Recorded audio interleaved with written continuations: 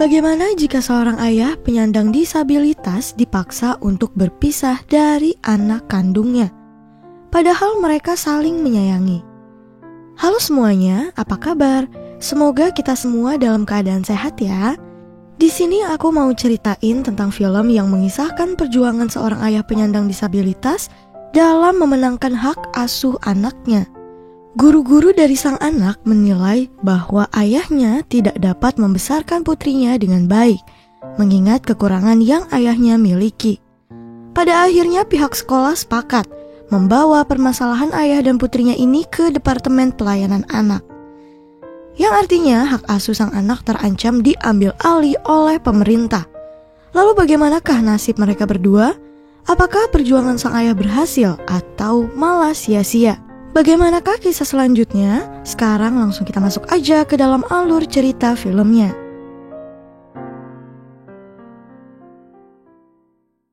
Film ini dimulai saat seorang laki-laki yang bekerja sebagai pelayan di kafe kopi bernama Sam Dawson. Walaupun Sam adalah seorang laki-laki dewasa, namun ia didiagnosa memiliki kecerdasan mental, seperti seorang anak usia 7 tahun. Meskipun begitu, ia dikelilingi oleh orang-orang baik di sekitarnya, termasuk bosnya yang sudah mempercayakan suatu pekerjaan pada dirinya. Saat sedang bekerja, Sam diingatkan oleh bosnya kalau ia harus segera pergi ke rumah sakit saat itu, karena bayinya akan segera lahir. Sam pun bergegas menuju rumah sakit menemui Rebecca, ibu dari bayinya.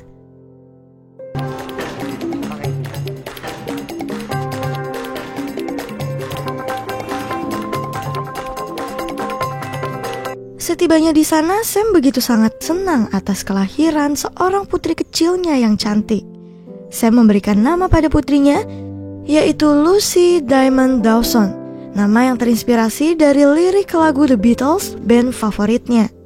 Lucy Diamond Dawson.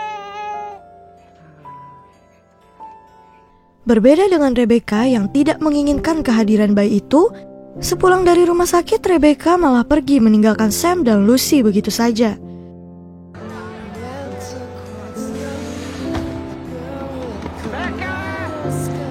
Rebecca selama ini hanya memanfaatkan kebaikan Sam. Ia selama ini tinggal di rumah Sam karena ia adalah seorang tunawisma. Begitu bosan dengan kehidupannya, ia pergi meninggalkan Sam dan bayinya begitu saja. Kini Sam harus merawat putri kecilnya seorang diri. Sam tak memiliki pengetahuan sama sekali tentang merawat seorang bayi. Namun dengan segala keterbatasannya, ia tetap menyayangi Lucy sepenuh hati.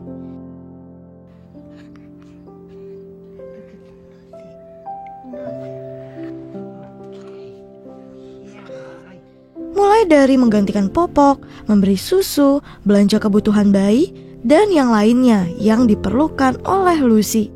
Namun Lucy hanyalah bayi biasa. Ia kerap kali menangis sepanjang hari.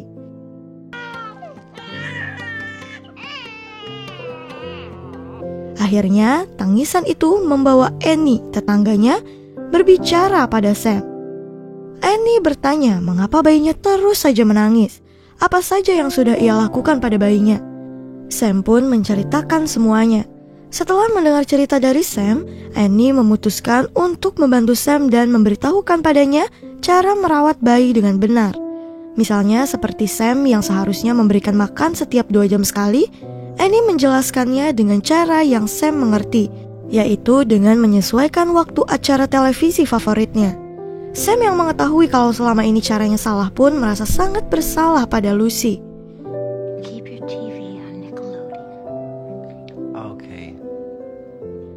Keesokan harinya, Sam mengikuti semua arahan dari Annie tentang bagaimana cara merawat Lucy dengan benar. Kini Lucy sudah lebih tenang dari sebelumnya.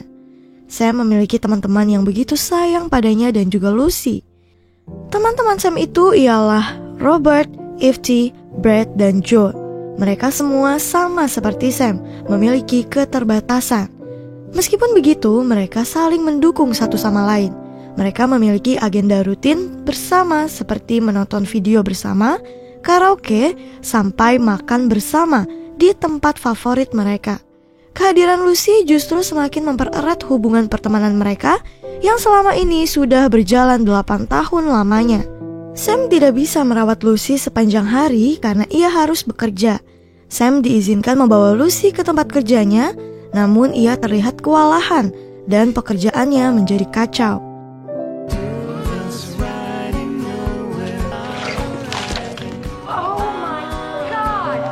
Akhirnya Sam memutuskan untuk menitipkan anaknya kepada Annie setiap kali ia harus pergi bekerja. Beruntungnya, Annie dengan senang hati menerima permintaan Sam itu. People worry you're not smart. Oh, about people by the way they smell.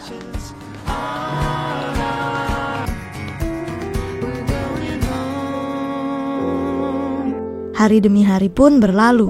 Kini Lucy semakin besar. Ia sudah menginjak usia 6 tahun, yang artinya kini Lucy sudah mulai memasuki masa sekolah dasar. Hari-hari Sam dan Lucy begitu menyenangkan. Mereka seringkali menghabiskan waktu bersama di taman dan juga bermain bersama. Lucy kini memiliki tingkat kecerdasan melebihi Sam. Bahkan banyak sekali permintaan yang membuatnya penasaran dan ia tanyakan kepada ayahnya. Walaupun Sam memiliki keterbatasan, ia selalu menjawab pertanyaan dari putri kecilnya itu sesuai dengan apa yang ia pikirkan. Suatu hari, Lucy bertanya pada ayahnya, mengapa ayahnya tidak seperti ayah-ayah lainnya. Mendengar pertanyaan itu, Sam sedih karena berpikir kalau Lucy malu memiliki ayah sebagai penyandang disabilitas intelektual. Sam pun meminta maaf pada Lucy atas kondisinya.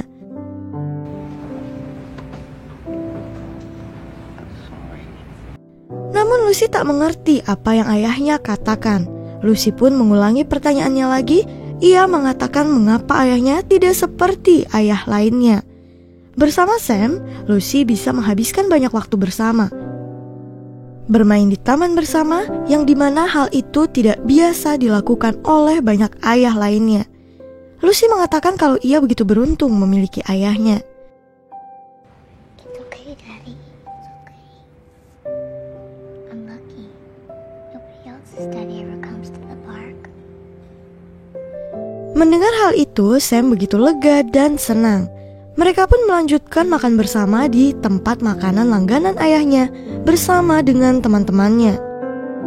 Sebelum Lucy memasuki hari pertama sekolahnya, Sam mampir ke toko sepatu ditemani oleh teman-teman Sam. Sam ingin Lucy memakai sepatu baru di hari pertama sekolahnya. Ketika hendak membayar sepatu yang diinginkan, Sam kebingungan karena ternyata uang yang dimilikinya tidak cukup untuk membeli sepatu itu. Beruntungnya ia memiliki teman-teman yang peduli dengannya dan juga Lucy. Teman-temannya mengumpulkan uang yang mereka miliki dan memberikannya kepada Sam. Sam begitu sangat senang bisa membelikan sepatu baru untuk putri kecilnya. Melihat hal itu, penjual sepatu itu terharu.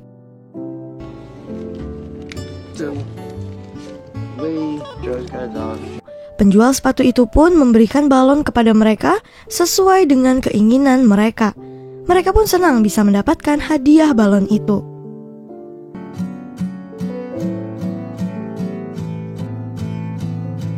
Hari pertama Lucy sekolah pun tiba. Lucy begitu pintar dan percaya diri di sekolahnya. Ia juga mudah berbaur dengan teman-teman kelasnya. Sam senang melihat Lucy menjadi anak yang pintar.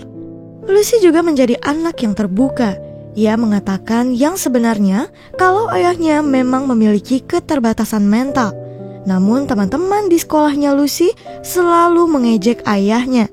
Hal itu tentu membuat Lucy tidak nyaman. Hingga akhirnya pihak sekolah memanggil Sam untuk datang ke sekolah. Pihak sekolah menilai kalau Sam belum bisa merawat Lucy dengan baik. Hal itu terlihat dari kondisi Lucy yang hasil belajarnya tidak cukup baik. Hal ini ternyata sengaja dilakukan Lucy karena ia tidak ingin menjadi lebih pintar dari ayahnya. Kalau ayahnya tidak bisa, maka ia juga tidak akan melakukannya. I don't want to read it if you can't. It makes me happy when you're reading. Namun pihak sekolah menilai kalau kondisi Lucy itu terjadi karena ketidakmampuan Sam membimbing putrinya karena keterbatasan yang Sam miliki. Tak terasa Lucy kini berusia 7 tahun. Sam ingin memberikan kejutan untuk putrinya itu, jadi ia mengundang semua teman-teman Lucy ke pesta ulang tahun Lucy. Sam mengatakan kepada teman-temannya untuk memberikan kejutan pada Lucy ketika nantinya Lucy masuk ke ruangan itu. Namun di saat itu juga terjadi insiden antara Sam dengan teman Lucy yang bernama Connor. Mereka sempat adu mulut dan tak sengaja Sam membuat Connor terdorong. Hal itu memicu kemarahan ayahnya Connor yang juga ada di sana.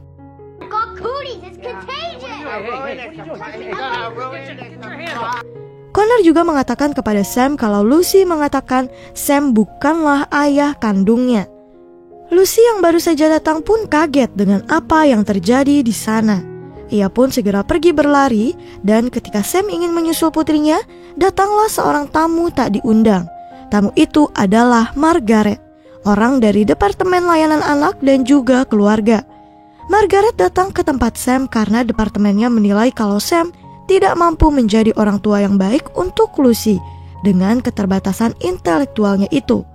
Kasus Sam ini menjadi perhatian mereka dan bagi mereka Lucy harus diasuh oleh orang tua asuh yang memiliki kecerdasan normal layaknya orang tua pada umumnya. Sam dan Lucy pun kini dipaksa untuk berpisah.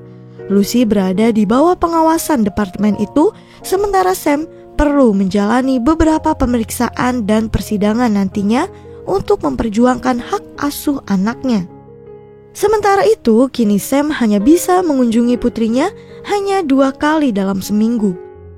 You will have monitored visits 2 times a week for 2 hours. Why is Lucy going home with me? Sam menceritakan apa yang ia alami pada teman-temannya. Salah satu temannya kemudian menyarankan Sam untuk menemui seorang pengacara hebat yang bernama Rita Rothman Glenn Harrison Williams. Pengacara Rita terkenal selalu memenangkan kasus kliennya, tapi tentu saja biaya jasanya itu sangatlah mahal. Walaupun begitu, Sam tidak menyerah. Sam menemui bosnya dan mengatakan kalau ia butuh promosi menjadi pembuat kopi. Itu Sam lakukan karena ia membutuhkan lebih banyak uang untuk membayar pengacara. Bosnya pun berjanji akan mempertimbangkan permintaan Sam. Non-fat milk up to here and chocolate. That's pretty good, Sam. I'll think about it. I know we're going to come up with a promotion that's good for you. Setelah itu, Sam pergi menemui pengacara Rita di kantornya. Setelah bertemu dengan Sam, Rita tahu kalau Sam adalah seorang disabilitas intelektual dan yang pasti tidak mampu membayarnya. Hingga Rita memutuskan untuk menolak permintaan Sam untuk menjadi pengacaranya. I think I may know someone who handles these kinds of cases. I'll see if she can help you and leave your number with Patricia. Tetapi Sam tidak menyerah begitu saja. Sam berulang kali kembali untuk menemui Rita. Walaupun berulang kali juga permintaan Sam ditolak. Sam tidak menyerah. Hingga suatu hari, rekan-rekan pengacara Rita membicarakan dirinya yang tidak mau menolong Sam. Tahu kalau dirinya sedang menjadi topik obrolan pun membuat Rita di hadapan rekan-rekan kantornya menerima permintaan Sam. Bahkan Rita menerima permintaan Sam secara pro bono, alias gratis tanpa bayaran sedikit pun dari kliennya itu. You're my lawyer! You're my lawyer! Right, I'm your Okay. lawyer. Pro bono, it's free. Okay, now you do. Oh, good. Thank you. Untuk memenangkan hak asuh Sam, Rita mencoba meminta kesaksian dari orang-orang terdekat Sam. Pertama yaitu teman-temannya Sam. Dari hasil wawancaranya, Rita menyadari kalau mereka tidak bisa menjadi saksi bagi Sam karena keterbatasan intelektual yang mereka miliki juga, yang nanti membuat pernyataan mereka tidak cukup kuat. Rita kemudian meminta Sam untuk mencari saksi yang lebih kompeten, yang memiliki latar belakang pendidikan yang tinggi. Maksud Rita adalah saksi yang memiliki kondisi mental dan intelektual yang normal. Sam teringat akan Annie. Sam memohon kepada Annie untuk menjadi saksi dalam persidangan hak asuh Lucy. Namun Annie menolak karena ia khawatir tidak bisa melakukannya. Hal ini karena Annie menderita agorafobia, yaitu kondisi di mana seseorang merasa khawatir berlebihan atau mudah panik dan takut dalam keramaian. Because you went to college and and you can give the right answers. I'd make it worse for you. I can't do it. Hari esoknya persidangan pun dimulai. Annie yang awalnya menolak untuk menjadi saksi, kini ia datang dengan berani ke tempat itu untuk menjadi saksi. Hal itu Annie lakukan karena ia begitu menyayangi Lucy. Ia ingin agar Lucy bisa tetap tinggal bersama ayahnya, yaitu Sam. If they take Lucy away from her father, they will take away an enormous piece of her. Hari demi hari berlalu. Rangkaian persidangan untuk mendapatkan kembali hak asuh Lucy dilakukan. Mulai dari menghadirkan saksi ahli hingga seorang wanita yang berhasil dibesarkan oleh orang tua yang juga disabilitas intelektual. And my mother's belief in me. You've become a wonderful girl, and we're proud of you. Rita menjawab pertanyaan yang dilontarkan dengan cerdas. Rita juga bersabar dan memahami kondisi Sam dengan baik. Ia selalu menyempatkan waktunya di tengah kesibukannya untuk menangani kasus yang Sam hadapi. Sebelum hari persidangan terakhir tiba, Rita mengajak Sam ke rumahnya untuk berlatih bersama. Rita mengajarkan Sam bagaimana caranya menjawab setiap pertanyaan yang akan diberikan oleh para penuntut nantinya. Begitu sulit Sam melakukannya. Berulang kali ia ingin menyerah. Namun Rita terus memberikan semangat pada Sam kalau dia bisa melakukannya dan bisa kembali tinggal bersama dengan Lucy. Kepercayaan diri Sam pun kembali lagi dan ia berusaha begitu keras dan mengikuti semua arahan yang Rita berikan.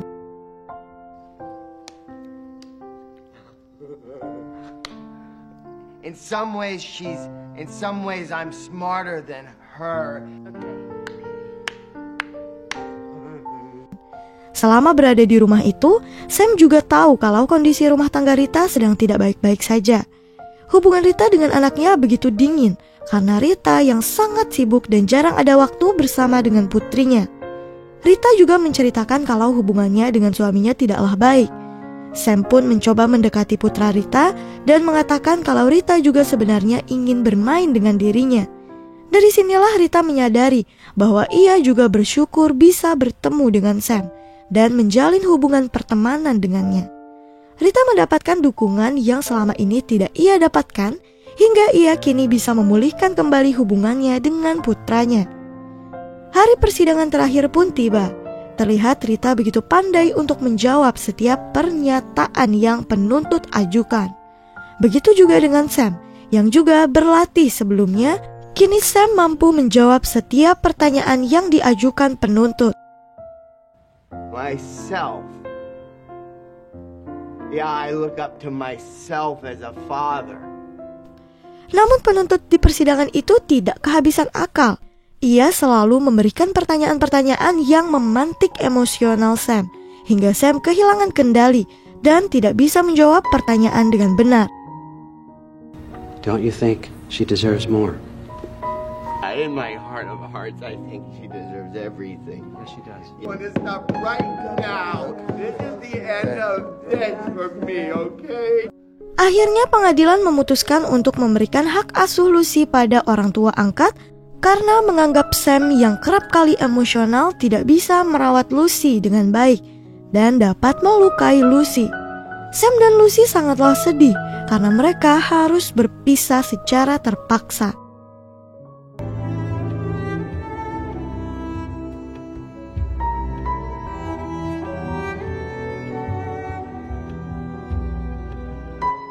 Hak asuh Lucy kini jatuh kepada orang tua angkatnya yang bernama Randy Carpenter. Terlihat Lucy tidak bahagia tinggal bersama Randy. Sam sempat berhenti dari pekerjaannya di kafe karena sebelumnya ia begitu sedih kehilangan Lucy di hidupnya. Tapi berkat dukungan Rita, Sam kembali bangkit berjuang. Rita mengatakan kalau Sam harus memiliki pemasukan tetap agar bisa kembali mendapatkan hak asuh Lucy. Sam pun kini bekerja dengan giat. Ia bekerja sebagai penjaga anjing dan juga sebagai pelayan di kedai pizza. Berkat kerja kerasnya itu, Sam kini menyewa rumah yang dekat dengan tempat tinggal Lucy. Sam melakukan itu agar ia bisa bertemu dengan Lucy setiap saat dengan mudah. Lucy begitu senang dengan keputusan ayahnya. Setiap malam Lucy berulang kali memanjat jendela dan pergi menuju rumah Sam.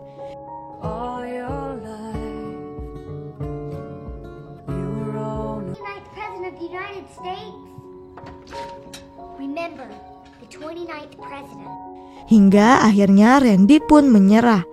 Seberapa besar cinta yang ia berikan pada Lucy tidak bisa menggantikan besarnya cinta Sam pada Lucy. Randy pun memutuskan untuk mengembalikan Lucy kepada Sam.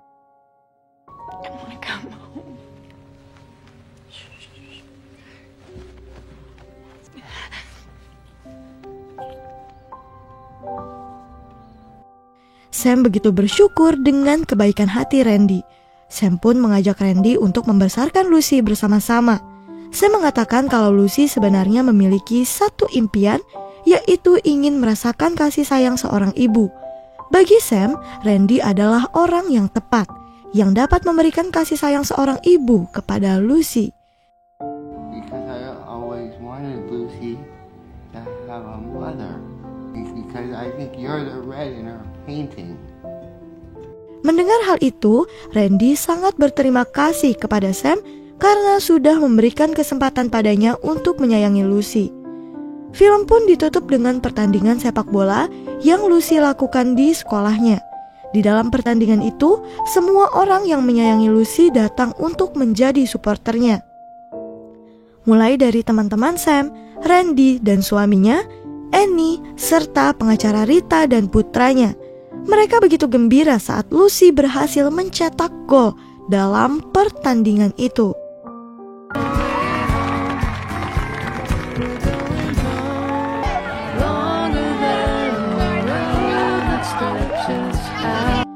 Dari film ini ada pelajaran yang bisa kita petik. Bagaimanapun keadaan seorang ayah, jika dia benar-benar menyayangi anaknya, pasti dia akan membuktikannya dengan cara berusaha bertanggung jawab untuk mengurus, mendidik anaknya, dan menafkahi anaknya dengan baik. Usaha tidak akan mengkhianati hasil. Usaha ayahnya yang terus berjuang demi mendapatkan anaknya kembali tidaklah sia-sia, meskipun sang ayah memiliki kekurangan. Dari film ini juga kita diajarkan untuk saling membantu sesama dalam hal kebaikan. Semua orang pasti memiliki kekurangan dan tidak ada yang sempurna. Saling membantu, saling menghargai, dan saling menyayangi satu sama lain, itu sangatlah berarti di dalam kehidupan yang kita jalani. Dan film pun selesai. Mohon maaf apabila ada kesalahan dan kekurangan dalam video ini. Terima kasih.